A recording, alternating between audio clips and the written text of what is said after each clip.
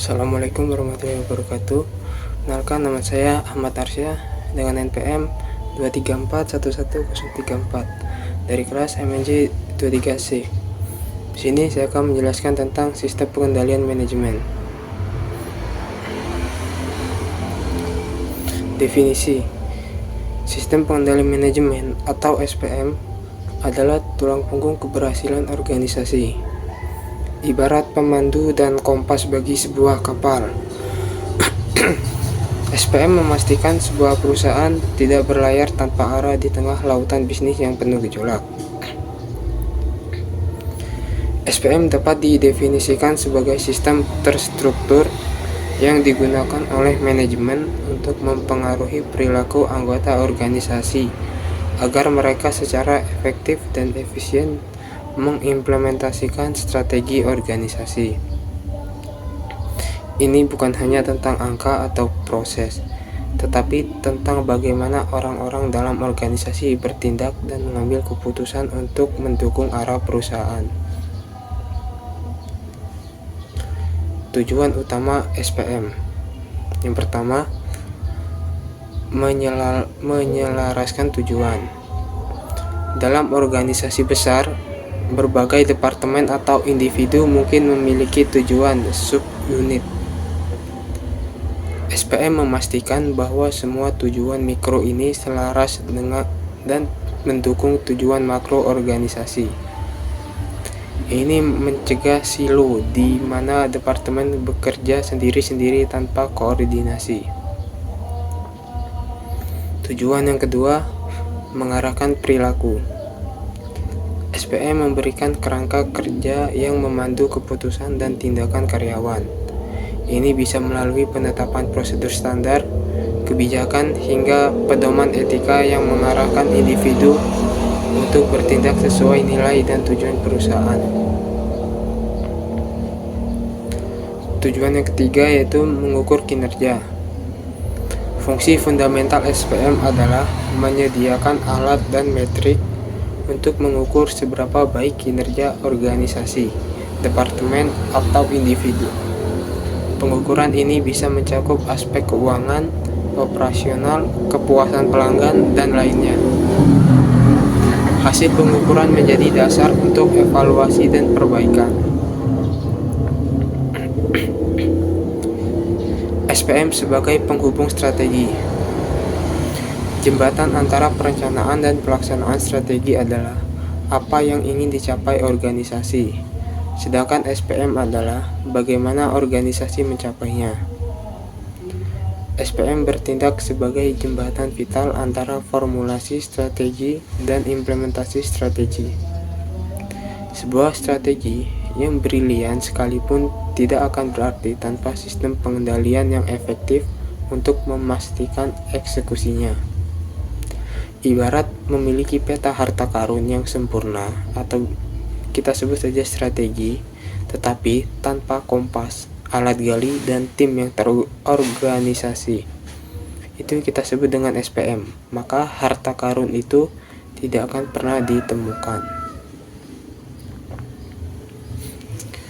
Selanjutnya, elemen-elemen kunci sistem pengendalian manajemen. SPM terdiri dari beberapa komponen yang saling terkait dan bekerja sama untuk mencapai tujuan organisasi. Elemen yang pertama, struktur organisasi. Ini adalah kerangka dasar di mana SPM beroperasi. Struktur organisasi mendefinisikan pembagian tugas, wewenang, dan jalur pelaporan. Struktur yang jelas memastikan setiap orang tahu apa yang menjadi tanggung jawabnya dan kepada siapa ia harus melaporkan. Desentralisasi atau keputusan di tingkat bawah atau sentralisasi keputusan di tingkat atas akan mempengaruhi jenis dan tingkat pengendalian yang ditetapkan. Selanjutnya, pusat pertanggungjawaban atau responsibility centers.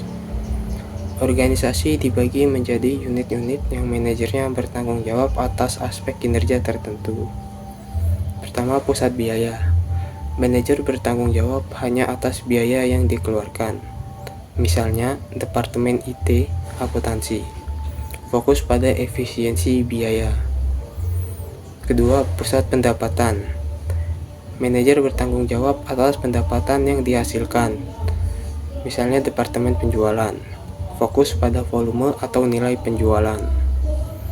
Yang ketiga, pusat laba. Manajer hanya bertanggung jawab atas pendapatan dan biaya, misalnya defisit produk, fokus pada profitabilitas.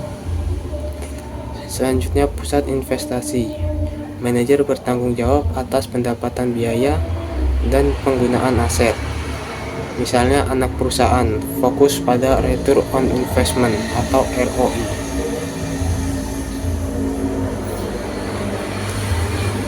Elemen selanjutnya yaitu perencanaan dan anggaran.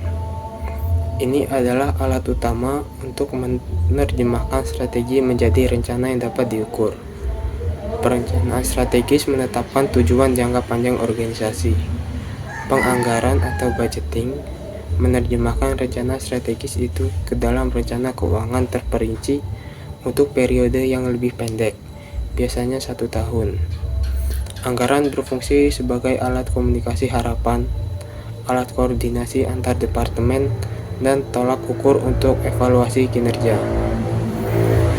Selanjutnya, pengukuran kinerja. Bagaimana kita tahu apakah kita berhasil? Melalui pengukuran yang tepat. Indikator kinerja utama adalah metrik spesifik yang paling penting untuk mengukur keberhasilan pencapaian tujuan strategis, misalnya pangsa pasar, retensi pelanggan, dan laba bersih. KPI harus SMART, yaitu specific, measurable, achievable, relevant, dan time bound. Balance score adalah kerangka kerja populer yang mengukur kinerja dari 4 perspektif untuk pandangan yang lebih holistik: keuangan, pelanggan, proses internal bisnis, dan pembelajaran dan pertumbuhan. Ini memastikan organisasi tidak hanya berfokus pada profitabilitas, tetapi juga faktor-faktor pendorong kinerja di masa depan. Kesimpulannya, sistem pengendalian manajemen adalah komponen tak terpisahkan dari manajemen modern. SPM adalah fondasi keberhasilan strategi dan katalisator kinerja organisasi. Ia adalah alat yang memastikan bahwa niat strategis diwujudkan dalam tindakan nyata dan terukur. Pentingnya terletak pada keseimbangan yang tepat antara berbagai elemen dan tipe pengendalian. Tidak ada satu ukuran cocok untuk semua. SPM harus adaptif dan fleksibel untuk merespon perubahan dalam lingkungan bisnis yang dinamis. Pada akhirnya, SPM bukan semata-mata tentang pengawasan atau pembatasan. Lebih dari itu, SPM adalah tentang memberdayakan organisasi untuk mencapai potensi maksimalnya, dengan memberikan arah yang jelas, mengoptimalkan sumber daya, dan memfasilitasi pembelajaran berkelanjutan.